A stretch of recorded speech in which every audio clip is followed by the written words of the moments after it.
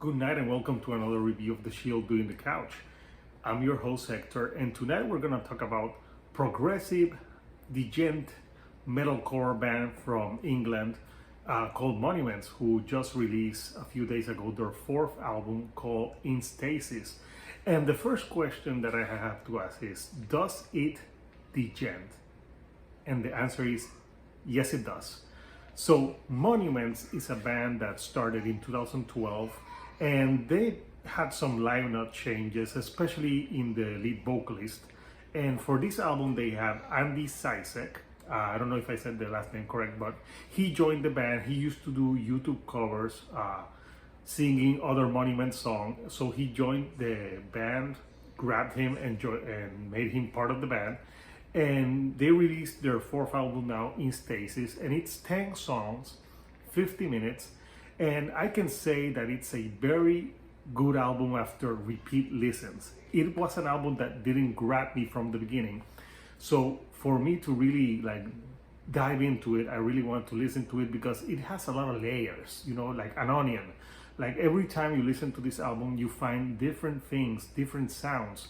And it has some great guests on it. For example, it has Spencer Sotelo on a song duetting with the singer, and it has Mick Gordon on 2 songs. And Mick Gordon is known for doing like atmosphere sounds for games like Doom, and he also produced one of the last EPs of Bring Me the Horizon. So it brought something different to the table for Monuments, and it added to the sound of the band that it's known for. So the band really doesn't stray away too much from that djent progressive sound that they're known for on this album, but that's not a bad thing. They do it pretty well, and I think they can be with other heavyweights of this type of music, like Periphery, for example. So the 10 songs, I'm gonna talk about a few of the songs that were the standouts for me. The first 2 songs that I want to mention is the ones that have Mick Gordon doing some layering and some atmospheric sounds, and that's Cardinal Red and False Providence. And both songs, those sounds give a lot to the music, and it adds to the experience of the song. Very 2 good songs. The other song that I would like to talk about is Arch Essence, which that one has Spencer Sotelo from Periphery doing guest vocals with Andy, and they trade off each other, and you can tell when Sotelo is singing and when Andy, and their 2 voices together blend perfectly. This song has a lot of it has harsh vocals with the clean vocals, great guitar hooks on this song for a very memorable guest spot for Spencer of Periphery. And there's other songs on the album that I really found were great. I think Opiate is a song that starts more slowly with a female singing, and then it goes really pummeling, really hard. And it's one of the songs with most of the harshest vocals, but then it switches to clean.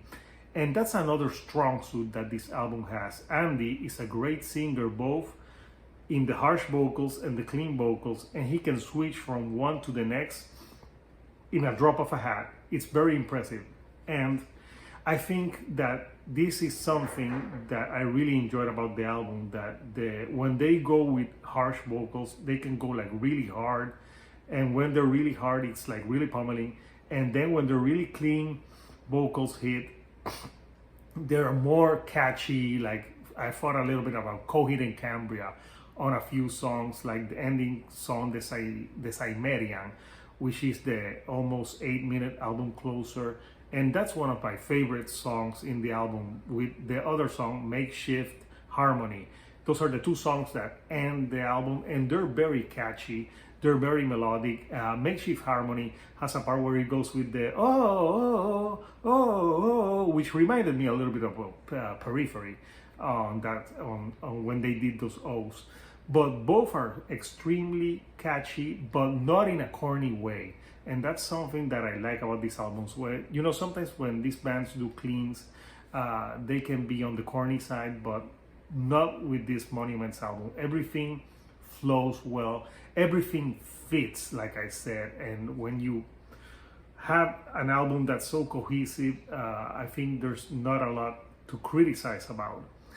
Maybe if I had to say like a minor criticism, is like they really stick to that Degen formula pretty much throughout the whole album. You know, there should a little more variation would have been nice sometimes, but this is a great album, solid release.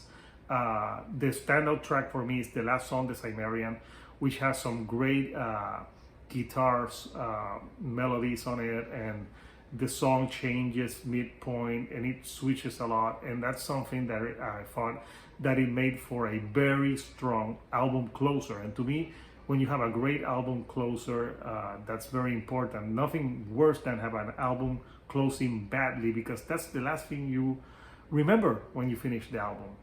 So in conclusion, I thought that In Stasis by Monuments could be their best album yet. Very enjoyable album. I think the production on it is great. Everything sounds crisp, everything sounds clean. And really, Andy Sisek to me is the highlight of the album. His vocals are on point, both in harsh and cleans, like I said before. So did you like this album? What were your favorite tracks? Comment below, let me know about it. Let me know if I missed a song that you think I should have talked more about. If you like the videos that I'm putting out, remember to give me a like. Don't forget to subscribe. I've got more album reviews on the way, more interviews, and more collaborations. So until next time, this is Hector, the Shield Dude in the Couch, and I'll see you right here on the couch. Thank you and good night.